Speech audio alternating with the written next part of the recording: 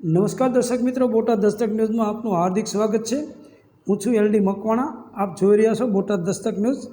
હવે પછીના સમાચાર વિગતવાર।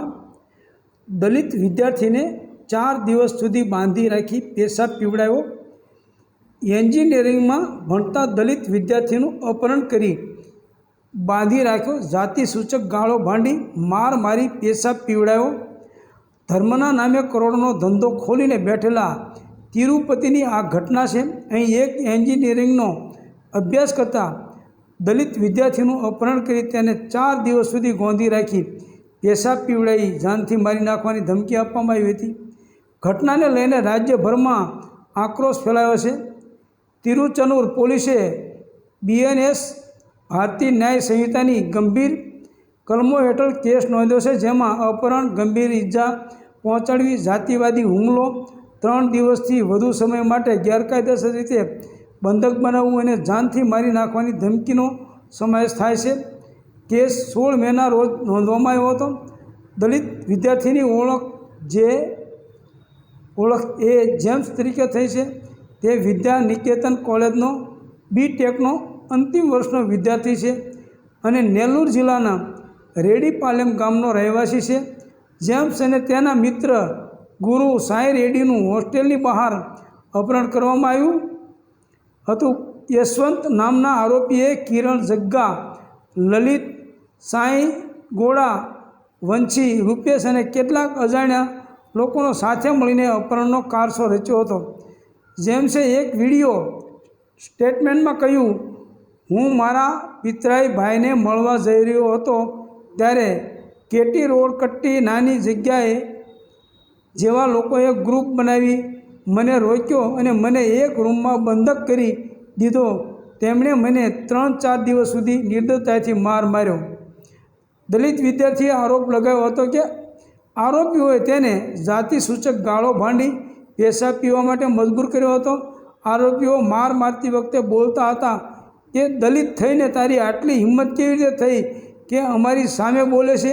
આરોપીઓએ તેને માર મારી જાતિસૂચક અપશબ્દો બોલતા હતા। પોલીસના જણાવ્યા અનુસાર આરોપીએ જેમ્સ અને તેના મિત્રને શ્રીનિવાસપુરમની એલિટ પાર્ક હોટેલના રૂમ નંબર 203માં બંધક કરી દીધા હતા અને જાનથી મારી નાખવાની ધમકી આપી હતી।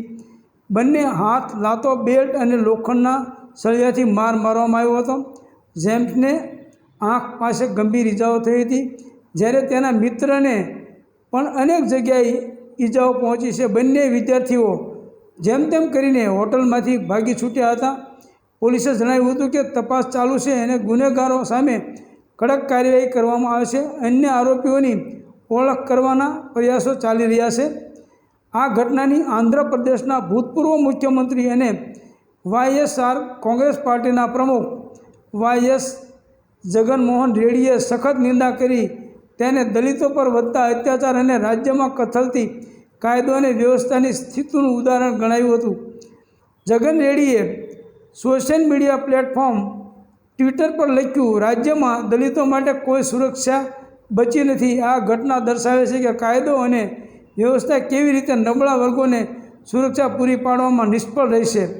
જગનમોહન રેડ્ડીએ એવો પણ આરોપ લગાવ્યો કે રાજકીય હસ્તક્ષેપને કારણે પોલીસે આ કેસમાં સમયસર અને યોગ્ય કાર્યવાહી કરી નથી। હવે એ સામાન્ય વાત બની ગઈ છે કે જ્યારે કોઈ પીડિત પોલીસ સ્ટેશને જાય છે તો પોલીસ તેની સામે જ કેસ નોંધી દે છે।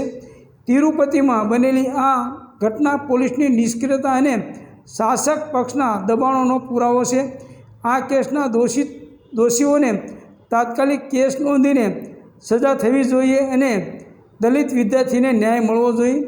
દર્શક મિત્રો, હરેક જગ્યાએ આ જ પરિસ્થિતિ છે। ક્યાંય એવું નથી કે જ્યાં દલિતો સુરક્ષિત છે। આ દેશમાં જ્યારે નરેન્દ્ર મોદી વડાપ્રધાન થયા પછી આ દેશમાં ખરેખર ભાજપના લોકો એવું માની ગયા છે કે બસ સર્વ સત્તા કાયમી અમારી પાસે જ રહેવાની છે એવું માની રહ્યા છે અને જે દલિતોના વિરોધમાં જે લોકો ચાલે છે એને પણ એવું જ લાગી રહ્યું છે કે બસ હવે કાયમી સત્તા અમારી પાસે જ રહેવાની છે, પરંતુ એવું નથી। દર્શક મિત્રો, આ તો બધું તખ્તા પલટી પણ જાય, ક્યારે બદલા જાય કાંઈ નક્કી નહીં। Botad Dastak news, LD Makwana, Botad.